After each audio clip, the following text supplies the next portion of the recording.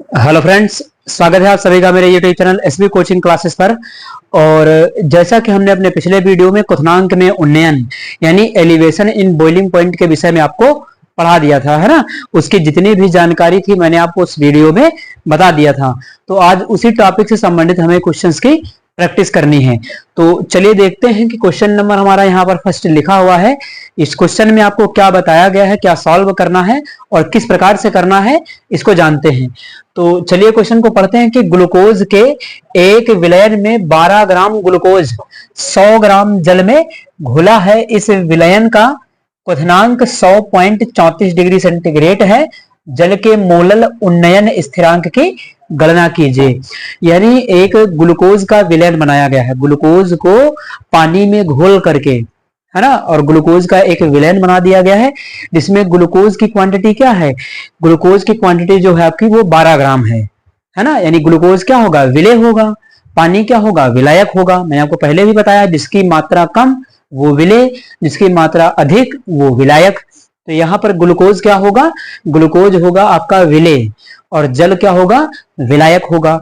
तो विलय का भार, विलय है कौन, ग्लूकोज, ग्लूकोज का भार कितना दिया गया, 12 ग्राम ग्लूकोज दिया गया, ये है विलय।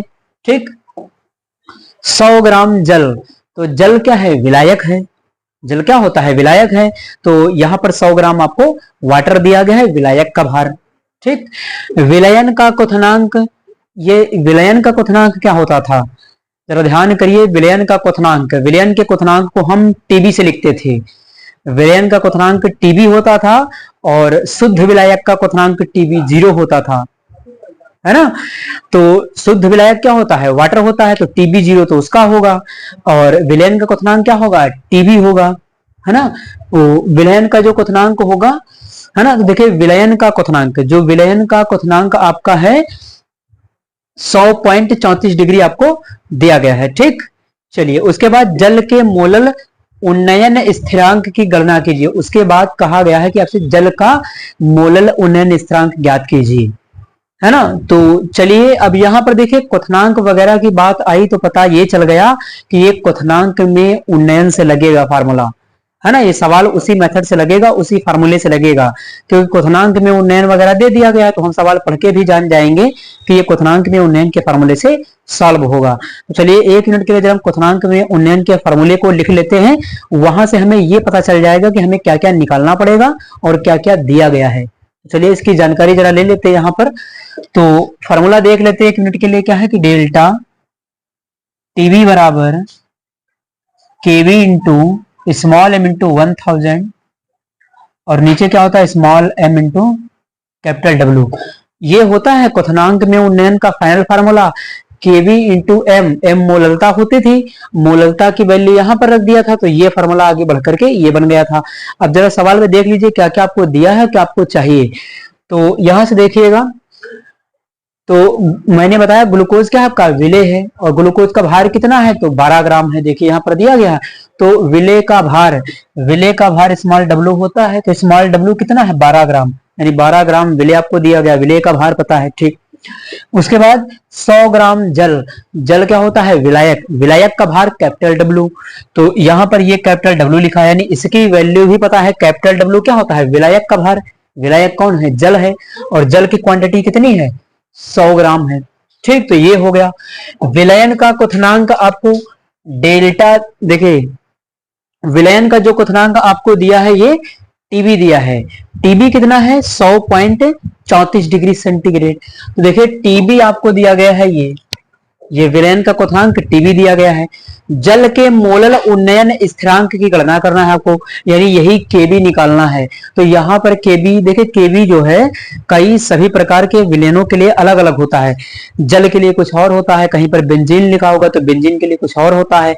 इसी प्रकार से 2-4 सोल्यूशन आपके किताब में भी दिए गए हैं जिनकी वैल्यू केबी की लिखी हुई है। तो आप उनको शायद याद भी कर सकते हैं, वरना सवाल में आपको कैलकुलेट करने के लिए अक्सर दे दिया जाता है। ठीक, तो जल के मोलल उन्नयन स्थिरांक की गणना करना है, यानी केबी आपको कैलकुलेट करना है। तो देखिए यहाँ पर, तो विलय का अणुभार स्मॉल एम, विलय कौन है, ग्लूकोज, ग्लूकोज का अणुभार कितना होगा, 180।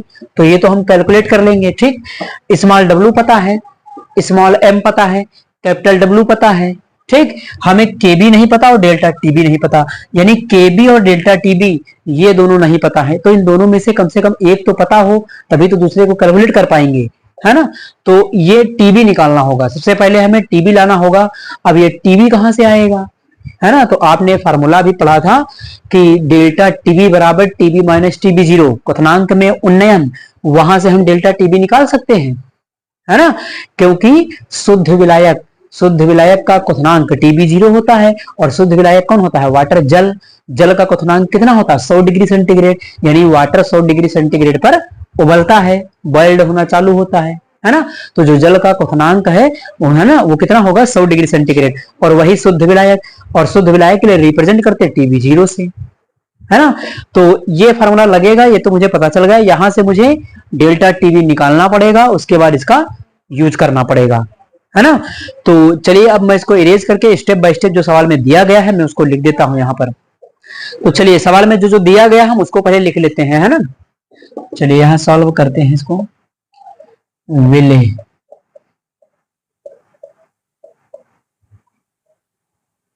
विले का भार स्मॉल डब्ल्यू लिखते कितना है, 12 ग्राम आपको दिया गया है। विले कौन है, ग्लूकोज, मैंने दोनों बातें लिख दी है।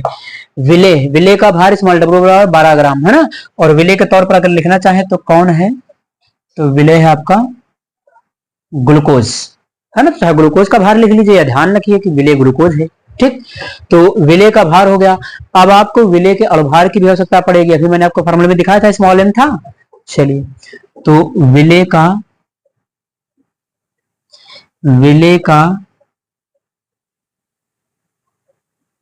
का अणुभार, इसको स्मॉल एम से लिखते हैं। विले कौन है, ग्लूकोज, है ना, ग्लूकोज। फार्मूला क्या होता है, C6H12O6। फार्मूला आपको याद रखना होगा, अगर फार्मूला नहीं आता होगा तो फिर आप कुछ नहीं कर पाएंगे। इसलिए जो भी आपको विले दिए जाते हैं क्वेश्चंस में, उनके सभी के फार्मूले आपको याद रखना चाहिए, है ना। वे जैसे ग्लूकोज हो गया, यूरिया हो गया, है ना, इस तरीके से आपको दे दिया जाता है। शक्कर दे दिया, शर्करा, कभी कभी वो भी सवाल में सुक्रोज कह दिया जाता है ना। तो याद रखेगा। तो ये है C6H12O6। कार्बन आया है, कार्बन का परमाणु भार कितना होता है 12, एक कार्बन का 12, और 12 यहाँ कार्बन कितने हैं 6, तो यहां पर कर लेंगे 12 गुणे 6, प्लस सबको ऐड करेंगे। हाइड्रोजन का परमाणु भार 1 होता है, और है कितना, तो ये 12 हो गया। ऑक्सीजन का परमाणु भार 16, और 16 और ये हो गया कितना, ऑक्सीजन है 6 है, तो 16 गुणे 6 कर लिया। अब ये कर लेंगे, कितना आ जाएगा 72, और ये आ जाएगा 12, और ये आ जाएगा 96, टोटल करेंगे तो ये आ जाएगा 180, यानी 180 आ गया परमाणु भार, आ गया किसका, ग्लूकोज का, ठीक, अणुभार। चलिए तो ये हो गया, अणुभार निकाल लिया है ना। अब उसके बाद क्या सवाल में आपको दिया गया है, विलायक का भार। चलिए विलायक का भार लिख लेते हैं।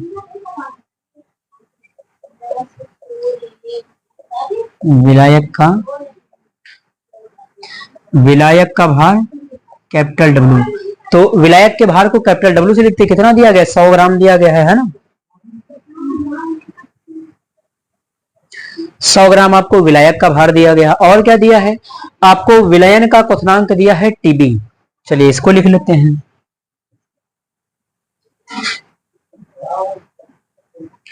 विलयन का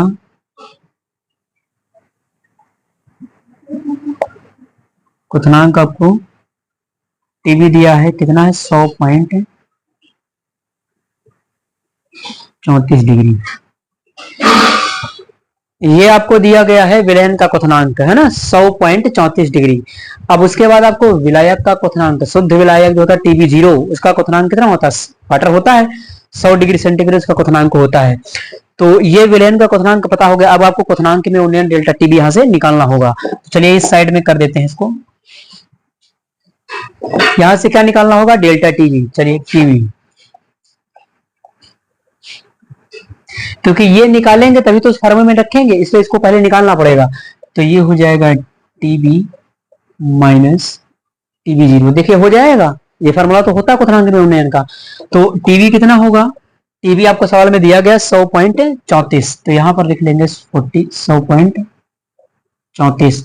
और टीबी टीबी जीरो आपको सवाल में दिया जाए या ना दिया जाए, टीबी जीरो होता क्या है, विलायक का क्वथनांक। विलायक कौन होता है, जल। जल का क्वथनांक कितना होता है, 100 डिग्री सेंटीग्रेड। हमेशा याद रखिएगा, ये सवाल में आपको नहीं दिया जाएगा। तो हमेशा जब भी आपको टीबी जीरो की वैल्यू रखना होगा किसी भी सवाल में, हमेशा 100 रखेंगे, ये याद कर लीजिए, ठीक। चलिए तो यहां पर रख देंगे 100, माइनस कर देंगे तो 0.34 आपको यहां से ये मिल जाएगा। तो डेल्टा टीबी कितना आ गया, 0.34 आ गया, है ना। तो यहां पर जो है मैंने आपको जो जो सवाल में दिया गया था वो लिख करके बता दिया है ना। अब आपके लिए निकालने के लिए क्या कर रहा था, जल के मोलल उन्नयन स्थिरांक, यानी आपसे कह रहा था जल का मोलल उन्नयन स्थिरांक, यानी ये के भी आपको कैलकुलेट करना है, निकालना है ना। तो अब क्या करेंगे, यहां से ये निकाल ही लिया है, अब इसको हम क्या करेंगे, इस फार्मूले में इसकी वैल्यू पुट कर देंगे और ये सारी वैल्यू पुट कर देंगे, सॉल्व कर लेंगे, आंसर मिल जाएगा, है ना। तो आप इसका स्क्रीनशॉट ले लीजिए, फिर मैं आपको फार्मूले में लगा करके इसको सॉल्व करवा देता हूं। तो आपने स्क्रीनशॉट ले लिया होगा, अब मैं इसको इरेज कर देता हूं, फिर आपको सॉल्व करके बता देता हूं।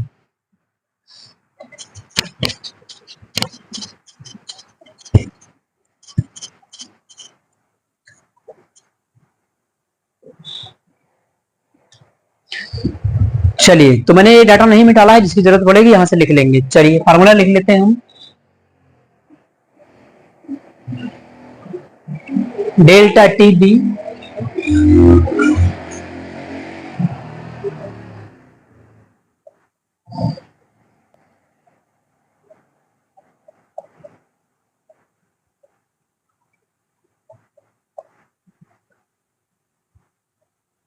ये देखिए फार्मूला, यही फार्मूला भी मैंने आपको बताया था।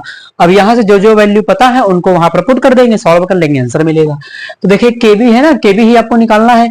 तो देखिए फार्मूला पक्षांतर करना आपको अवश्य आना चाहिए, फार्मूला पक्षांतर करना भी नहीं आता होगा तब भी नहीं कर पाएंगे। तो केबी क्या है, केबी निकालना है, तो ये क्या होगा, स्मॉल एम और ये कैपिटल डब्ल्यू और ये डेल्टा टीबी क्या होंगे, मल्टीप्लाई में चले जाएंगे, और केबी तो वही रहेगा, स्मॉल डब्ल्यू और 1000 नीचे आ जाएगा। चलिए फार्मूले को चेंज कर लेते हैं, तो डेल्टा यहां से कर लेते केबी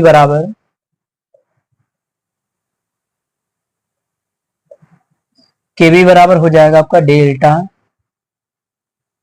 T B m into capital W upon में क्या हो जाएगा, स्मॉल डब्ल्यू इंटू 1000, है ना। तो ये फार्मूले को मैंने चेंज किया है। अब आप क्या करेंगे, यहां पर सारी वैल्यू यहां से देख करके पुट कर दीजिए, सॉल्व कर लीजिए। तो चलिए केबी ही निकालना था आपको, तो चलिए इसको कैलकुलेट करते क्या है, डेल्टा टीबी, डेल्टा टीबी कितना आया 0.34, तो 0.34 स्मॉल एम विले का अणुभार कितना है 180, विले ग्लूकोज है, ग्लूकोज का अणुभार निकाला तो 180 हो गया।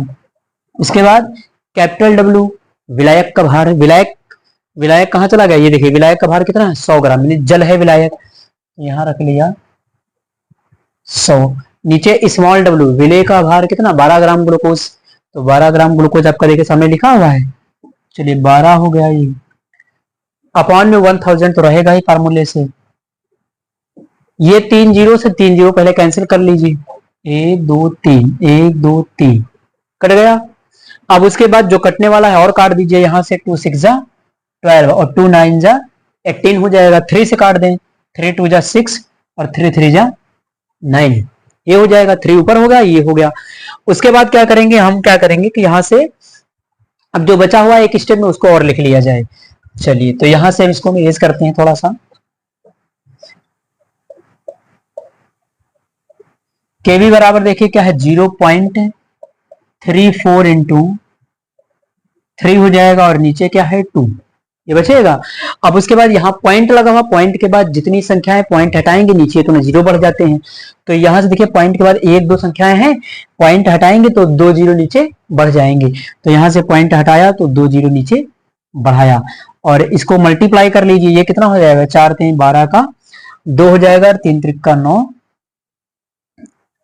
ये 3 3 का 9 और 1 10, यानी ये हो जाएगा 200, है ना, ये हो जाएगा। अब इसको आप डिवाइड भी कर सकते हैं, 2 से काट लीजिए, चाहे 2 पंजे 10 और 2 एकन्ना 2, और नीचे कितना हो जाएगा ये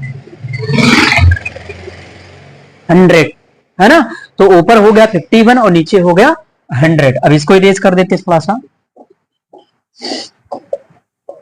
यानी केबी, केबी बराबर देखिए क्या, ऊपर 51 है आपका, नीचे कितना है, नीचे है 100।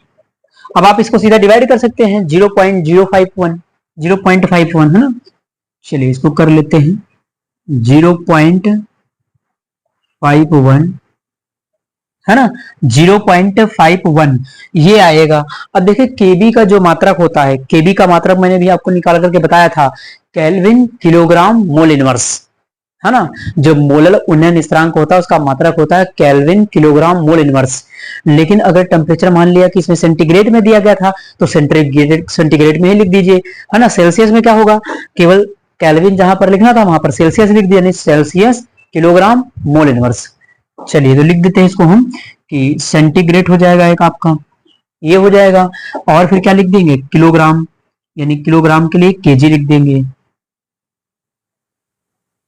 किलोग्राम हो जाएगा केजी, हिंदी में भी लिख सकते हैं इंग्लिश में भी लिख सकते हैं, और उसके बाद मोल इनवर्स, ये क्या हो जाएगा इसका मात्रक।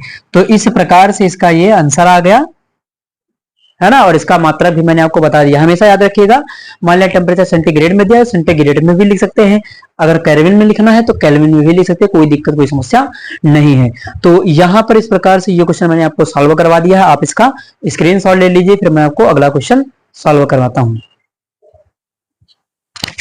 तो चलिए क्वेश्चन नंबर सेकंड देखते हैं, इसको सॉल्व करते हैं। इसमें देखिए क्या बताया गया है। तो नंबर सेकंड कहता है कि एक अवाष्पशील पदार्थ के 2.5 ग्राम को 100 ग्राम बेंजीन में घोलने पर क्वथनांक में 0.4 डिग्री सेंटीग्रेड की वृद्धि हुई। यानी क्वथनांक में उन्नयन आपको दे दिया गया, मैंने आपको बताया था उन्नयन का मतलब बढ़ोतरी हो जाना, वृद्धि हो जाना, है ना, बढ़ जाना।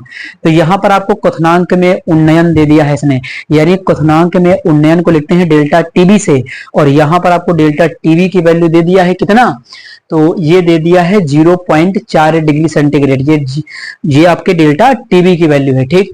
उसके बाद बेंजीन का मोलल उन्नयन स्थिरांक 2.67 है, तो पदार्थ के अणुभार की गणना कीजिए।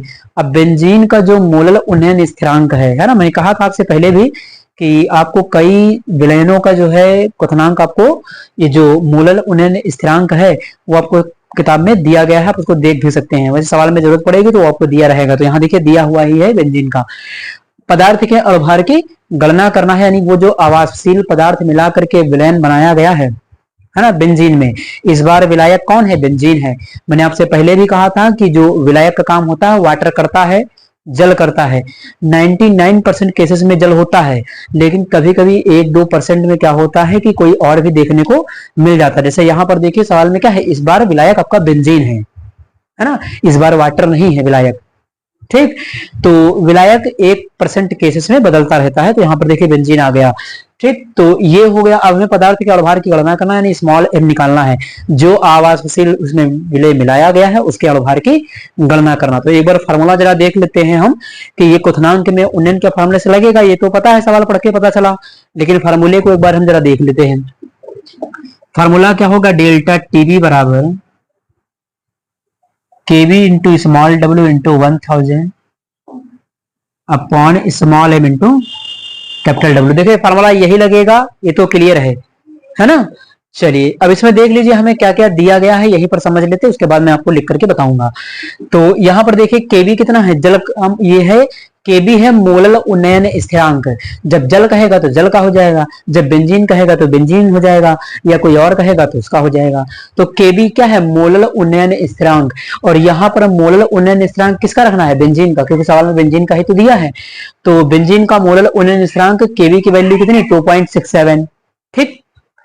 स्मॉल डब्ल्यू क्या है, विलय का भार। विलय कौन है, तो विलय है अवाष्पशील पदार्थ, उसका नाम नहीं पता है है ना। आवासशील पदार्थ का नाम नहीं पता है आपको, तो यहाँ पर उसका भार तो लेकिन दिया गया कितना है 2.5 ग्राम ये है। 1000 तो फार्मूले में ही होता है।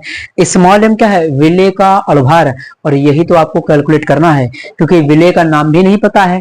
अगर विलेय का नाम पता होता तो अणुभार तो पहले से ही कैलकुलेट कर लेते, तो यही तो सवाल में आपसे कैलकुलेट करने के लिए कहा है। ठीक, तो स्मॉल एम क्या है, विलेय का अणुभार। कैपिटल डब्ल्यू क्या होता है, विलायक का भार। इस बार विलायक कौन है, बेंजीन है ना। और उस बेंजीन का जो भार दिया गया वो कितना है 100 ग्राम, यानी यहां भी आपको विलायक का भार 100 ग्राम ही दिया है। इस बार विलायक ये ध्यान रखिएगा बेंजीन है, वाटर नहीं है। ठीक, तो यहां से ये सब बातें पता है हमें। डेल्टा टीबी की वैल्यू भी पता है, डेल्टा टीबी कितना है, तो क्वथनांक में 0.4 डिग्री सेंटीग्रेड की वृद्धि कह रहा, तो डेल्टा टीबी की वैल्यू कितनी है 0.4 डिग्री सेंटीग्रेड। तो सारी वैल्यू पता हो गई, यहां से स्मॉल एम का कैलकुलेशन करना होगा, है ना। तो चलिए मैं इसको स्टेप बाय स्टेप लिख देता हूं।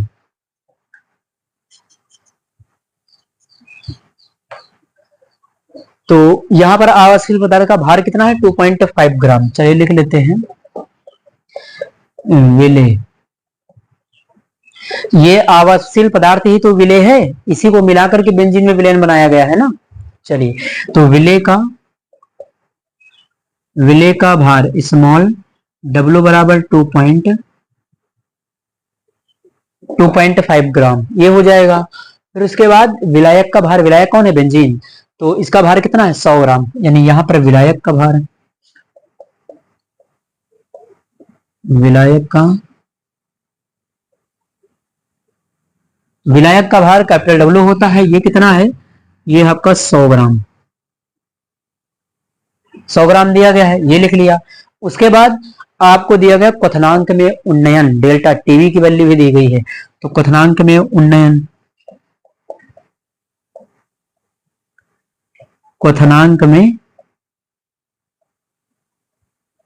डेल्टा टीवी आपको सवाल में दिया गया कितना है 0.4 डिग्री सेंटीग्रेड दिया गया है, तो ये आपको क्वथनांक में उन्नयन दिया गया है। और क्या दिया गया सवाल में, आपको दिया है बेंजीन का मोलल उन्नयन स्थिरांक के भी दिया है बेंजीन का।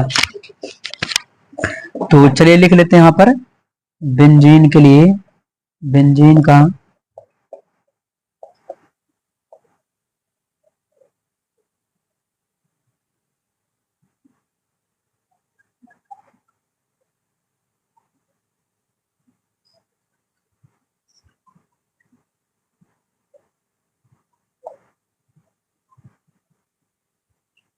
केबी, तो केबी की वैल्यू कितनी है 2.67 दी गई है, ये 67। इतना डाटा आपको सवाल में दिया गया था। आपसे कहा क्या है, अणुभार कैलकुलेट करना है, यानी आपको विलेय का अणुभार, विलेय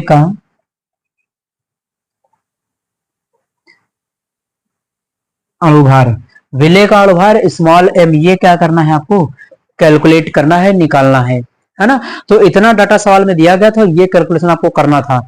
तो आप इसका स्क्रीनशॉट ले लीजिए, फिर मैं उसके बाद इसको इरेज करके ऊपर आपको सॉल्व करवाता हूं इसको।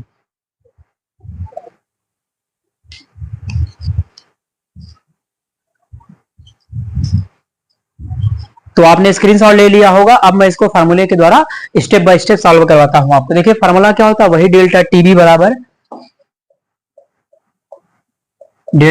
बराबर K B into small W into 1000 upon small M into capital W. ये क्वथनांक में उन्नयन का फार्मूला होता है, इसी फार्मूले से लगेगा। तो यहाँ पर कैलकुलेट क्या करना, आपको अणुभार निकालना है स्मॉल एम। तो अब यहाँ से स्मॉल एम निकालना, तो स्मॉल एम यहाँ चला जाएगा, डेल्टा टीवी यहाँ आ जाएगा। चलिए तो इसको लिख लेते हैं, स्मॉल एम बराबर KB into small W into 1000 upon में क्या हो जाएगा, नीचे डेल्टा टीवी आ जाएगा इसकी जगह पर, डेल्टा टीवी। ठीक, चलिए अब यहां पर सारी वैल्यू हम रखते हैं। केबी की वैल्यू कितना है, तो केबी की वैल्यू आपकी 2.67 दी गई है, ये लिख लेते हैं। स्मॉल डब्ल्यू क्या है, विलेय का भार, विलेय का भार कितना दिया गया है 2.5 दिया है। ठीक, उसके बाद 1000 तो फार्मूले में ही है, ये आपका हो जाएगा। उसके बाद और क्या है यहाँ पर, डेल्टा टीबी की वैल्यू 0.4 दिया गया है, ये उसके बाद आपको कैपिटल डब्ल्यू विलायक का भार कितना है, 100 ग्राम दिया गया है। ये हो जाएगा 100 ग्राम, है ना। अब देखिए यहां से क्या करेंगे, पहले जीरो जीरो कैंसिल कर देते हैं, 1 2 कैंसिल आउट हो गया।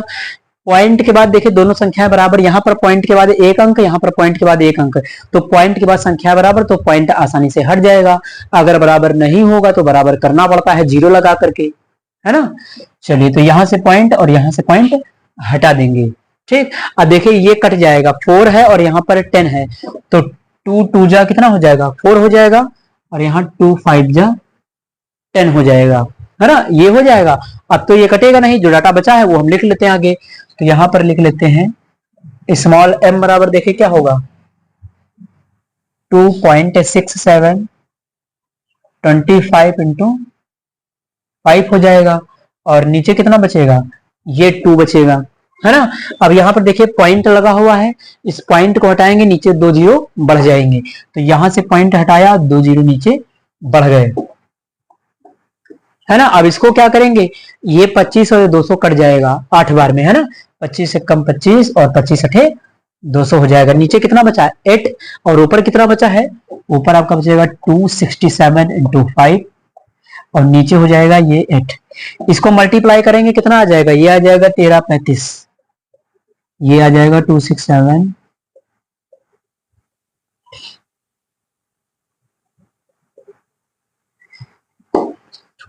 तो मल्टीप्लाई इसको कर लेंगे तो ये 1335 आ जाएगा, गुणा करके देख लीजिएगा। नीचे क्या है 8, अब इसको डिवाइड कर लेंगे, तो इसको डिवाइड करेंगे तो कितना आ जाएगा, 8 से 1335 को,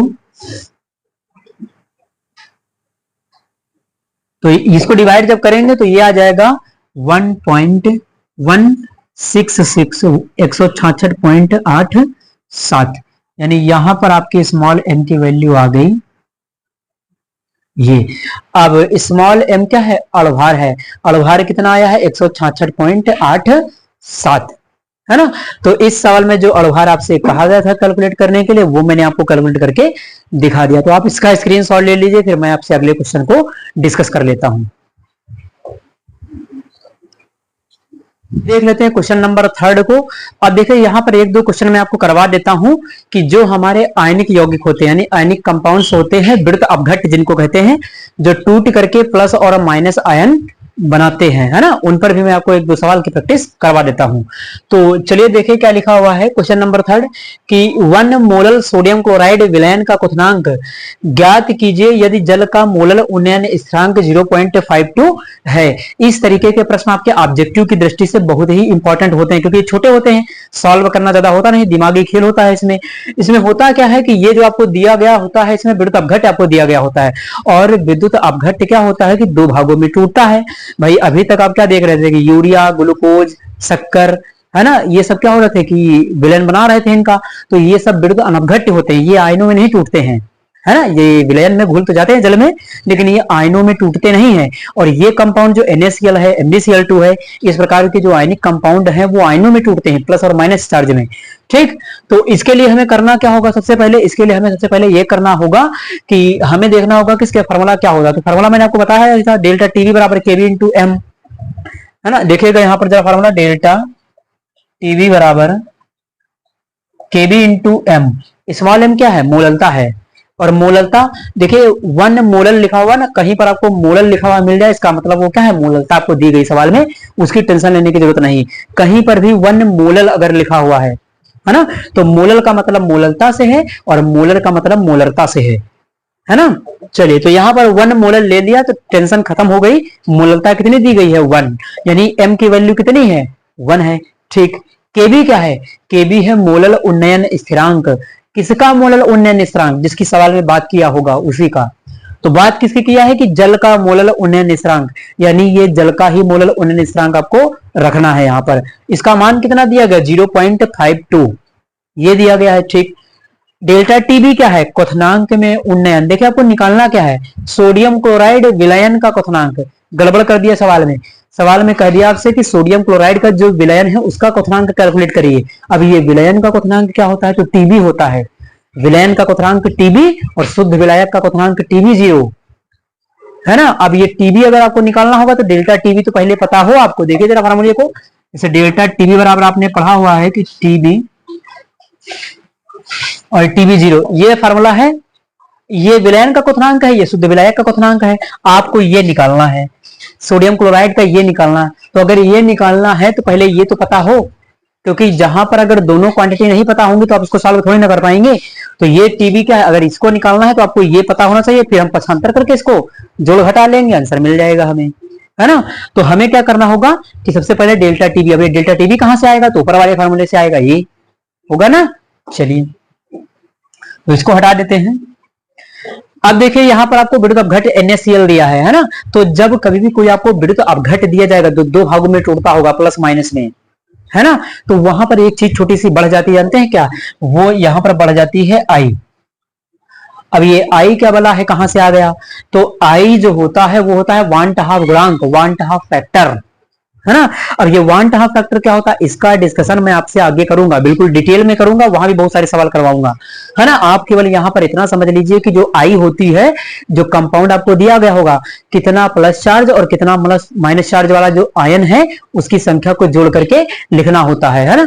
चलिए मैं आपको आई लिखना बता देता हूं। जैसे यहां पर देखिए आपको क्या दिया गया, NaCl दिया गया है, तो NaCl सोडियम क्लोराइड, इस साइड में मैं लिख लेता हूं NaCl, तो ये टूटता है Na प्लस में और Cl माइनस में, इस प्रकार से ये टूटता है ना। तो यहां पर देखिए एक प्लस चार्ज है, एक माइनस चार्ज है, एक सोडियम आयन प्लस का है और एक क्लोरीन आयन माइनस का है।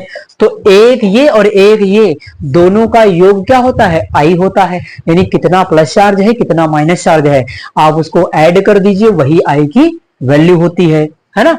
तो यहां पर देखिए आई बराबर क्या हो जाएगा, एक प्लस और एक माइनस, यानी 1 और 1 कितना हो जाएगा 2, यानी आई की वैल्यू कितनी हो गई, 2 हो गई, ठीक, दे दो हो गया। अब यहां पर कोई और आपको दे दिया जाता है, जैसे मान लिया कि हमने दे दिया हमको AlCl3, ये दे दिया AlCl3 दे दिया, अब ये क्या करेगा, तो ये ऐसे टूटेगा, एल्युमिनियम ट्रिपल प्लस और 3Cl माइनस। अब ये कंपाउंड ऐसे टूटता है। अब यहां पर अगर आई की वैल्यू आपको रखना होता तब क्या करते, तो देखिए ना यहाँ पर आयनों की संख्या कितनी है, 3 माइनस का है क्लोरीन, यहाँ माइनस वाले की संख्या ये कितनी है 3 है, और यहाँ पर संख्या कोई नहीं, तो जहां पर कोई संख्या नहीं वहां 1, यानी ये 3 और ये 1, तो कितना हो जाएगा 4, यानी आई की वैल्यू कितनी हो जाएगी 4 हो जाएगी।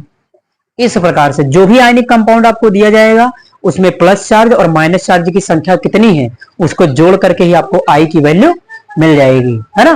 तो ये तो जस्ट मैंने आपको समझाने के लिए केवल समझा दिया है।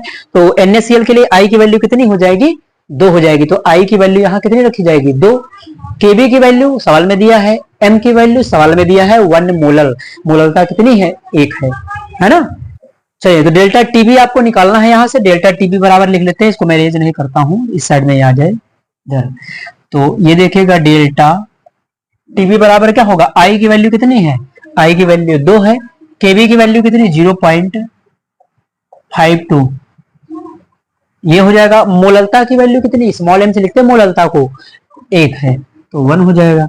अब ये मल्टीप्लाई कर लेंगे तो कितना आ जाएगा, ये आ जाएगा 1.04, देखिए यही आएगा, मल्टीप्लाई कर लीजिएगा देख लीजिएगा, है ना।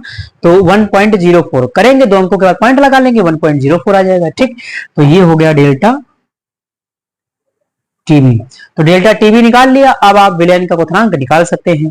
तो चलिए डेल्टा टीबी बराबर टीबी माइनस टीबी 0, ये होता है। अब यहां पर आपको ध्यान रखना होगा, टीबी 0 शुद्ध विलायक, शुद्ध विलायक कौन होता है, जल, जल का क्वथनांक कितना होता है 100 डिग्री सेंटीग्रेड, तो ये याद रखना होगा आपको, ठीक। चलिए तो डेल्टा टीबी कितना निकाला है 1. ये आया है आपका 1.04, ठीक। टीबी कितना है, तो जो विलयन का क्वथनांक है आपको यही तो निकालना है टीबी।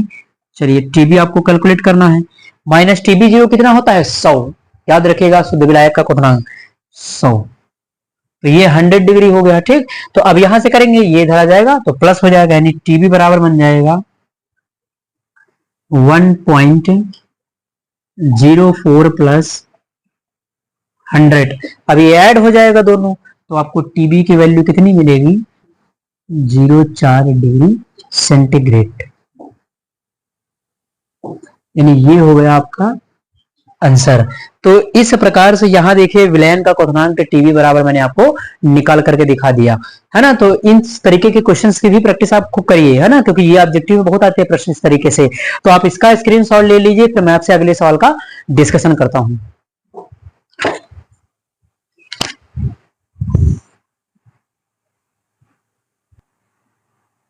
तो चलिए देखते हैं क्वेश्चन नंबर 4 को। तो देखिए यहाँ पर लिखा हुआ है कि 9.43 ग्राम मैग्नीशियम क्लोराइड 1 किलोग्राम जल में घुला है, तो इसके क्वथनांक में उन्नयन की गणना कीजिए। यहां भी आपको क्वथनांक में उन्नयन की गणना करनी है। जल का मोलल उन्नयन स्थिरांक 0.52 केल्विन किलोग्राम मोल इनवर्स। ये आपके क्वथनांक में जो मोलर उन्नयन स्थिरांक है इसका मात्रक होता है केल्विन किलोग्राम मोल इनवर्स। ठीक, तो इतना डाटा आपको दिया गया है। यहाँ पर क्या है कि विद्युत अपघट्य के तौर पर आपका MgCl2 आया, मैग्नीशियम क्लोराइड। तो मैग्नीशियम क्लोराइड अगर आप फार्मूला लगाएंगे तो यहां भी आपको आई लिखना होगा। क्यों? क्योंकि ये एक विद्युत अपघट्य है, आयनों में टूटता है ना। और मैग्नीशियम क्लोराइड जो होता है वो क्या करेगा, मैग्नीशियम क्लोराइड MgCl2 ये बनाएगा Mg डबल प्लस और 2Cl माइनस, है ना ये। अब यहां पर आयनों की संख्या कितनी है, तो 2 माइनस है, माइनस की संख्या कितनी 2 है, और यहां पर ये कितना है 1 है, इसके सामने कोई संख्या नहीं तो 1। तो आई की वैल्यू यहां कितनी हो जाएगी, 1 और 2 कितना हो जाएगा 3, यानी 1 इसका है और 2 इसका है, तो आई की वैल्यू यहां से आपको मिल जाएगी 3, यानी आई का मान कितना आ गया 3। अब आपको सीधे वो फॉर्मूला लगाना होगा, डेल्टा टीवी बराबर केबी इंटू स्मॉल डब्ल्यू केबी इंटू स्मॉल एम। आपको मूलता अगर पूरा फार्मूला लगाएंगे तो आप मूलता से भी सॉल्व कर सकते हैं, या मूलता पहले कैलकुलेट कर लीजिए, उसको आप रख करके सॉल्व कर सकते हैं। बिल्कुल आप कुछ नहीं करना, आपको फार्मूले में रख करके इसका आंसर प्राप्त करना है ना। तो यहां पर मैं इसको छोड़ रहा हूं, ये क्वेश्चन आपको करना होगा और करके इसका आंसर मुझे कमेंट बॉक्स में कमेंट करके बताना होगा, है ना। ये आपका होमवर्क है, आप इसको करेंगे, सवाल को लगाएंगे और मुझे बताएंगे। तो चलिए, उम्मीद करता हूं कि आज आपको ये समझ में आया होगा, जो मैंने पढ़ाया है, जितने भी क्वेश्चन करवाए हैं वो आपको समझ में आ गए होंगे। Thanks for watching this video.